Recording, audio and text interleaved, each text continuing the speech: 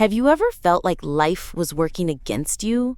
Like no matter how hard you tried, something invisible was blocking your path? Maybe it wasn't just bad luck. Maybe, just maybe, you've been playing the game of life without knowing the rules. Back in 1925, Florence Scovel Shinn, a woman far ahead of her time, wrote a book that still rings true nearly a century later. In The Game of Life and How to Play It, she offered a spiritual framework that combines the power of thought, faith, and divine order to help people create a life of harmony, purpose, and success. Her ideas, drawn from metaphysics and biblical principles, have inspired countless readers who've sought to unlock the deeper meaning behind life's challenges. And even today, when self-help shelves are overflowing, her message stands out, clear, bold, and strangely comforting. At the heart of it all, Shin believed that life is not random. It's a game you can master if you understand the laws that govern it. The core idea is deceptively simple. Whatever you believe and speak becomes your reality. Your words, thoughts, and attitudes act like commands to the universe. If you want to win at the game of life, you need to align your inner world with what you want to see in the outer world. One of the biggest principles she talks about is the Law of Substitution. This means that you can't think two opposing thoughts at the same time. You can't be full of faith and doubt simultaneously. So whenever fear creeps in, she says to consciously replace it with faith. For example, if you're waiting for a job offer and anxiety starts to spiral, don't give in. Instead, speak words of certainty. I now receive my perfect position. You're not pretending, it's not wishful thinking. You're choosing faith over fear.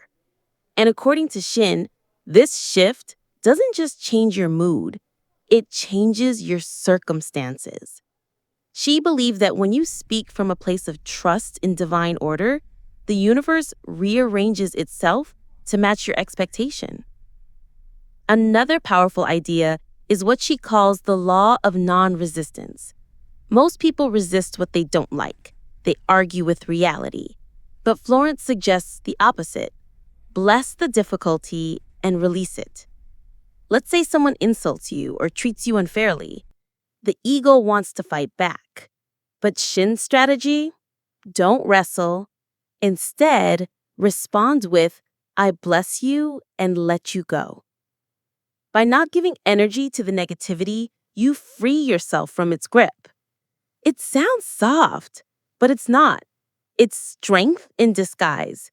You keep your inner peace intact while allowing divine justice to handle the rest. And if you think that sounds passive, she reminds us that the results speak louder than resistance. Over time, peace becomes power. She also introduces the idea of the divine design. Each person, she believed, has a perfect blueprint, a sort of spiritual calling. Our job isn't to force outcomes, but to align with that higher plan. Think of it like tuning into a radio frequency. When you're off, you get static.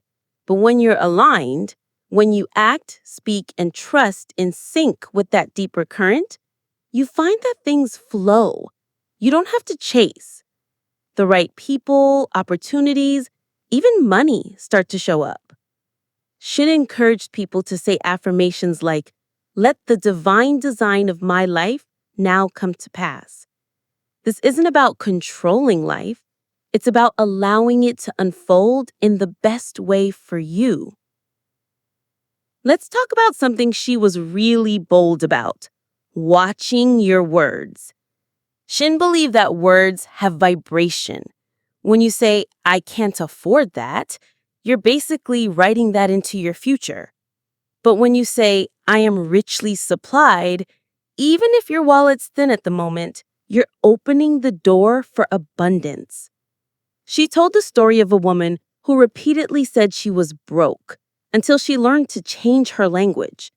Instead of declaring lack, she affirmed, I am now linked to the endless supply of the universe.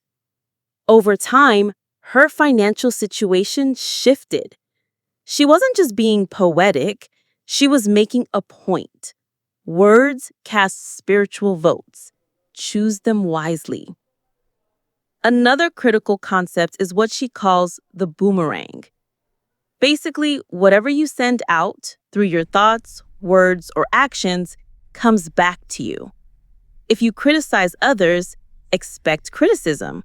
If you sow jealousy, prepare to feel it. But if you give love, support, and good wishes, you'll attract those same things in return. This is more than karma. It's a real-time feedback loop. And it forces you to be honest about what you're putting into the world. It's easy to feel like life is unfair, but Florence challenges us to ask, what am I broadcasting? One of the most relatable ideas in the book is what she calls fear pictures. So many of us unknowingly paint vivid images in our minds of what we don't want. Failure, illness, rejection. We replay worst-case scenarios like they're coming attractions. But Shinn says these fear pictures are powerful and dangerous. If you constantly imagine losing your job, guess what? That image starts to shape your vibration. The solution, she says, is to replace those fear images with faith images. Picture the outcome you desire. Make it real in your mind. If you're nervous about a doctor's appointment, see yourself walking out with a clean bill of health. You're training your subconscious to expect good instead of bracing for bad. Now, let's be honest, some of this can sound overly optimistic. What about real pain? What about tragedy? Shinn never denies hardship, but she reframes it. She saw difficulties as tests, spiritual assignments, not punishments, but opportunities to grow and clear old beliefs. She shared the story of a woman who kept attracting the wrong kind of partner until she finally shifted her self-worth and started affirming, I deserve love and respect. Soon after, she met someone new and kind. For Shinn, transformation always begins on the inside. The brilliance of this book isn't just in the metaphysical ideas, it's in how actionable they are. Florence offers exact phrases to speak, clear affirmations to say, steps to take. She's not vague. She tells you over and over that your words are your wand. You're not a victim, you're a co-creator. So how do we start playing this game of life better? First, become aware of what you're thinking and saying. Your language reveals your beliefs. Second, replace fear with faith, consciously and repeatedly. Third, surrender control and trust in a divine design that's bigger and better than anything you could force. Fourth, bless what you don't like and let it go. Don't fight it. Fifth, hold mental pictures of what you do want and don't entertain what you don't. Let's bring it all home. The game of life is not about being perfect.